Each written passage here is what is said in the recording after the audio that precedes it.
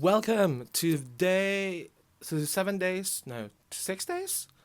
There's some days left until Pupillage Gateway closes, and today I have to wear a suit. Today I'm wearing blue. Um, I feel like with this jacket, I feel like a pimp. Do with that what you will. No, actually, don't do that. But I think there's a certain importance of ensuring that you're able to feel yourself when you go to court because you need to exude that confidence. You need to win the case. You need to advocate for your representative, for your client. So, what now? Yeah, I'm running really late, and I need to finish one more point for the submission advocacy that I have in like an hour. So, bye.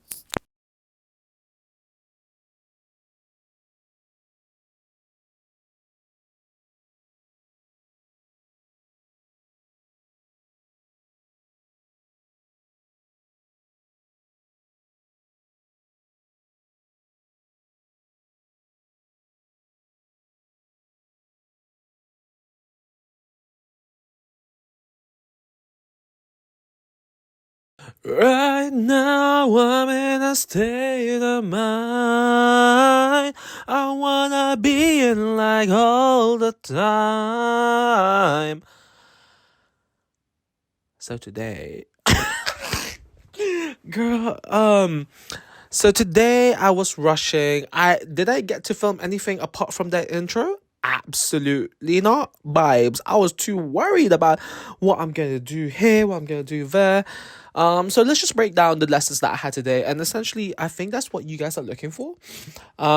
This is mainly targeted to those who are wanting to gain an insight as to what you actually learn in a barrister training course and what is a day-to-day like. So let's give that schedule breakdown and educate the masses, let them know what they're actually signing up for.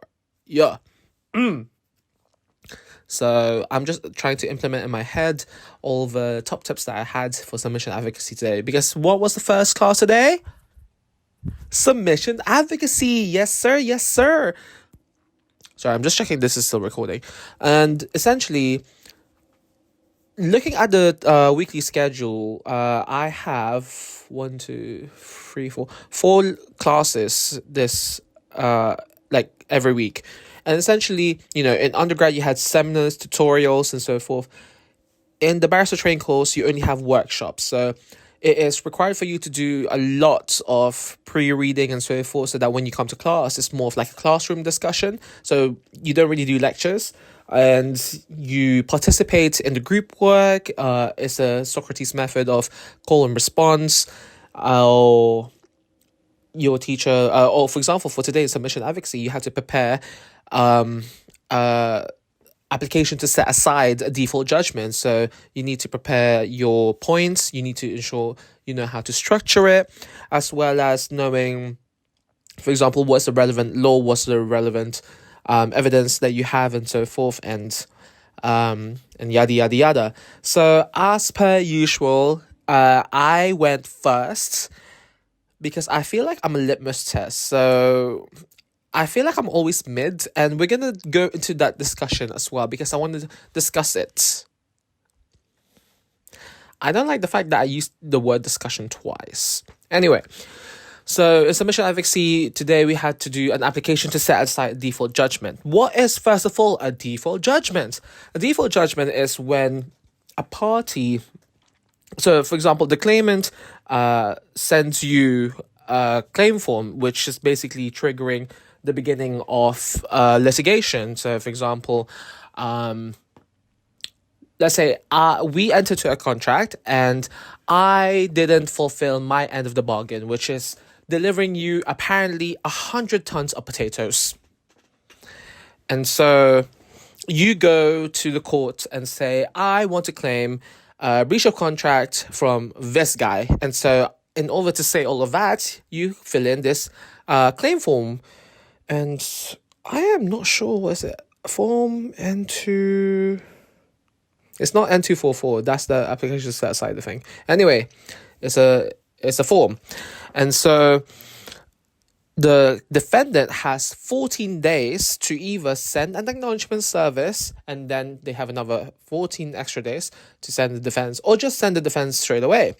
So in this case, they didn't send, they sent an acknowledgement service, but they didn't send a defense on time. I think it took like a month or so past the deadline, which in this case, the claimant said, you know what, judge, they didn't even bother responding to us. Therefore, we're going to get a default judgment. It's a procedural judgment. And then they got it.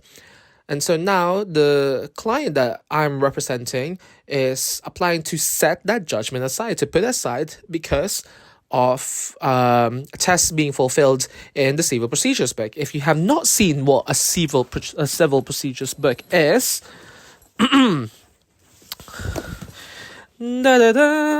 this is the civil procedures book, volume 1. As you can see, a lot of tabs so far, and that's only, I'd say, 4 weeks out of 10, so a lot more tabbing to go.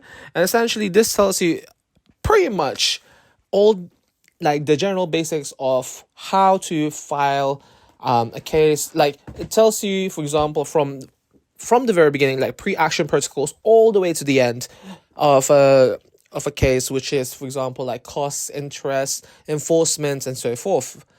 So there's actually 2 of these, volume 1, which is mainly civil procedures 1 to 89, and then volume 2, which is mainly the Limitations Act, some of the relevant legislations, and so forth. It's a heavy book, that's why I have a trolley.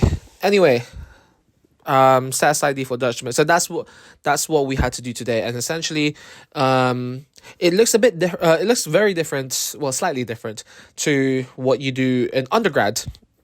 In undergrad, for example, you learn what the breach of contract is. However, with this one, applying to set aside the default judgment, what you need to do is, for example, first of all, refer to the CPR, stating, for example, okay, we can apply on to set aside default judgment because it's set out in CPR 13.3 subsection 1A. And there are 2 tests that, well, technically 3, but the first test has 2 parts into it: no reasonable prospects and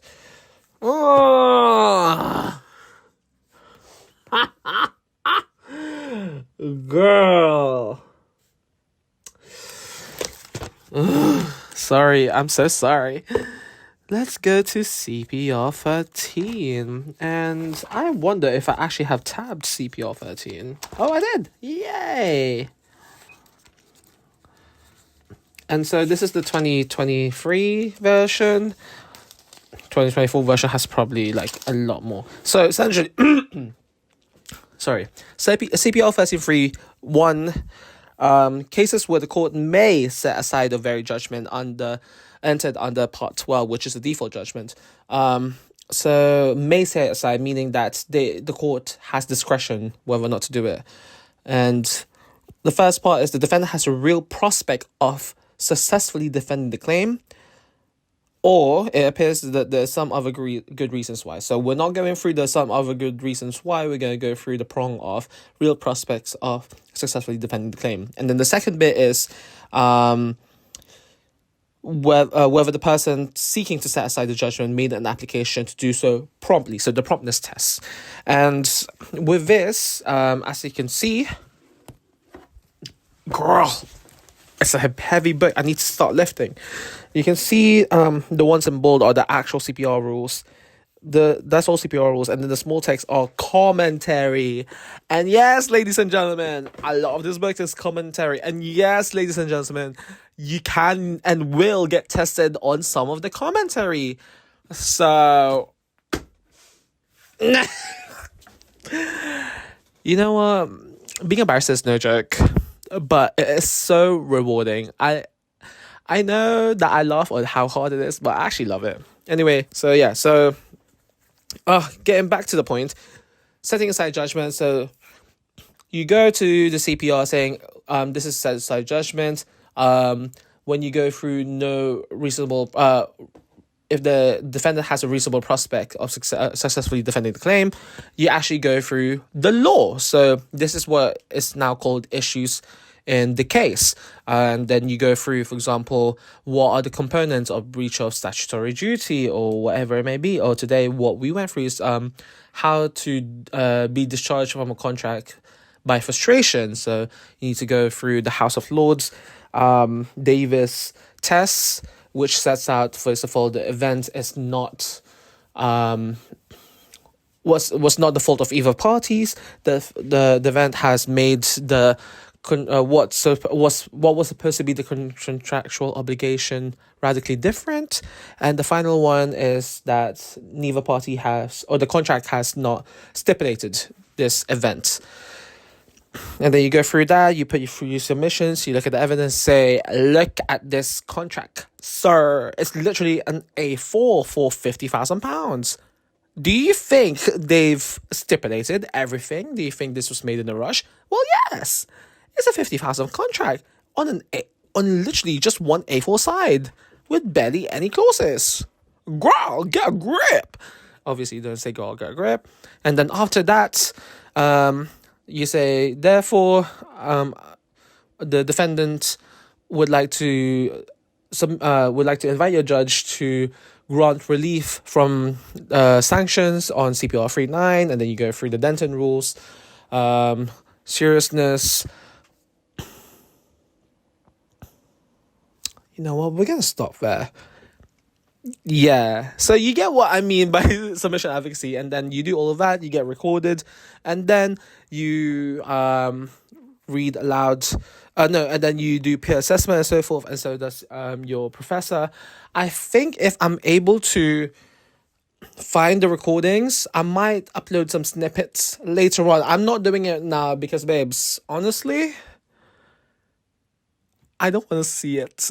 I want to finish Pupillage Gateway, and then we can focus on everything else that I have on my mind and on my case and whatnot. Sorry, I ate something not even that spicy at all, and it's already doing bits on my throat. Anyway, so that's submission advocacy, and the workshops that you do per week, they're around 2 hours or 2.5 hours, I want to say. I can't remember. And then straight after submission advocacy, I had 15 minutes to go to my drafting lesson. And drafting is essentially, you do 3 statement of case. You do either the particulars of claim, defense, or defense with a counterclaim. So what is a particular of claims? So you send the claim form, but you don't do it in detail. The particulars of claim basically sets out, for example, you breached the contract because this is what it says on the contract, and this is what happened before. We discussed at this time with this person for this term, but then you called me later, 6 months later, and say, actually, you don't need to pay now, you can pay later, kind of thing. Setting out basically the case put forward against the defendant, and obviously the defense would be looking through the particulars and saying, actually, we admit paragraph 1. We don't admit paragraph 2. We deny it. But you can't put a bare denial. You have to put a denial with your own state of facts. You don't need to put evidence as well. And then obviously, defense with counterclaim, set out your defense and say, actually, we claim this against you. What now? So there's that. And it's so integral to learn it because that's essentially what you'll be doing a lot of the time in your first, say, 5 years of call. Because, it's a very junior work, as well as filling in the claim form, filling in other pre-action protocols, I want to say. I don't know what's happening with my throat. Everyone, stay hydrated. And that lesson, drafting, was another 2.5 hours. So I started studying or learning from 11:15, and then I finished around 3:30 p.m. And then for straight after that, I said, I'm going to go eat. So I went to McDonald's with the gals. We ate. We had an amazing discussion. I encourage everyone who is entering the bar course, or if you're already in the bar course, to make friends.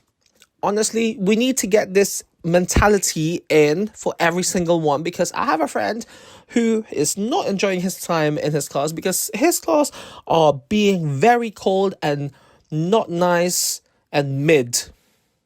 Yeah, they're basic too. And essentially, we need to get the mentality that there is not for example, there's not 100 places at the bar only.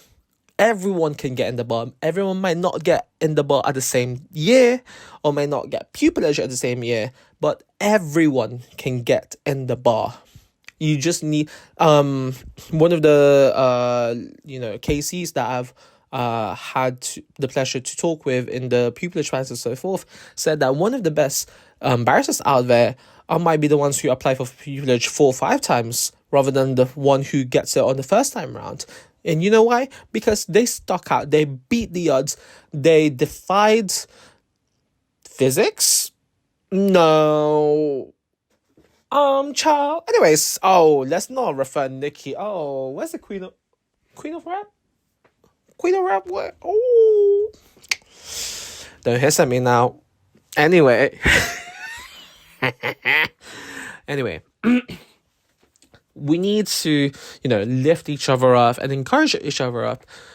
I don't like this trope between I think it's even more prevalent in undergrad, amongst law students of like, oh, I can't share my notes with you. Oh, I can't ask this question because you're going to know the answer. Girl, it's not about the notes that you have or the knowledge that you have. It's how you use it. Because as I said before, you can have all of these experiences and stuff like that, but if you don't know how to translate it into the application, I'm sorry. So, and the bar is a very it's not really a secluded. Well, it is kind of a secluded place. It's a very tiny community in the sense that once you actually start getting to know people, you actually start getting to know everyone. So there's a common mentality of like helping each other up because you're all in this struggle together. So I implore bar students to help each other out, get everyone very competent grades, get into the bar, get into pupillage.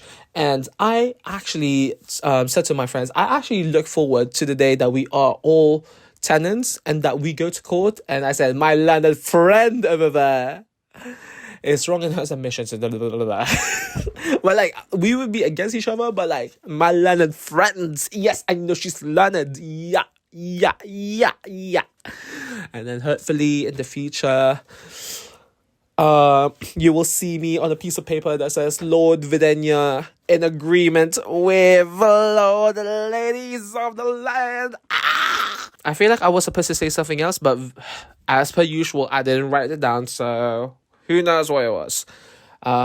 This has now become a 17-minute talk, so I'm gonna go head off because tomorrow is Friday, so I'm gonna go gym with my friends, so hopefully we can put that on. And I'm going to do my pupillage applications because I have a meeting with my mentor on Monday to go through it, and hopefully I can submit it, and hopefully I'll get an interview, and hopefully I'll get a second interview, and then I get an offer, and then I get pupillage. But most of my pupillage are for next year, so I also need to find a job. But I have a job in mind, a couple actually. So I